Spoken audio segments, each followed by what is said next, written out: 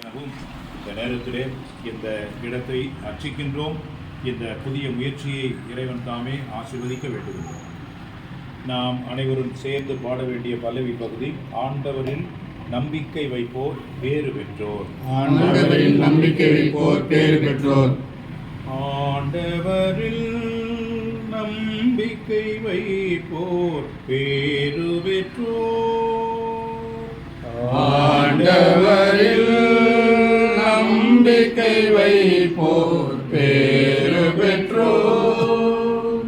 ஆண்டவரே என் கற்பாறை, என் கோட்டை, என் மீட்பர், என் இறைவன், நான் புகலிடம் தேடும் மலையவரே, என் கேடையும் எனக்கு மீட்பளிக்கும் வல்லமை. எனது நெருக்கடி வேளையில் நான் ஆண்டவரிடம் அன்றாடினேன். எனக்கு மீட்பளிக்கும் வல்லமை என் ஆண்டவரில் நம்பிக்கை வைப்போர் பேறு பெற்றோர். உயரத்தில் நின்று அவர் என்னை எட்டி பிடித்துக் கொண்டார். வெள்ளப்பெருக்கு நின்று என்னை காப்பாற்றினார். என் மாசற்ற செயலுக்கு ஏற்ப கைமாறு செய்தார்.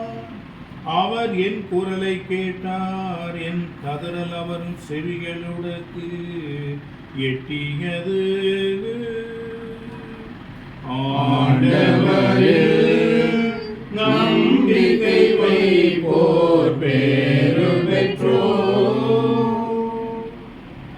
ஆண்டவர் உங்களோடு இருப்பாராக, ஆன்மாவோடும் இருப்பாராக. மத்தேயு எழுதிய நற்செய்தியிலிருந்து வாசகம்.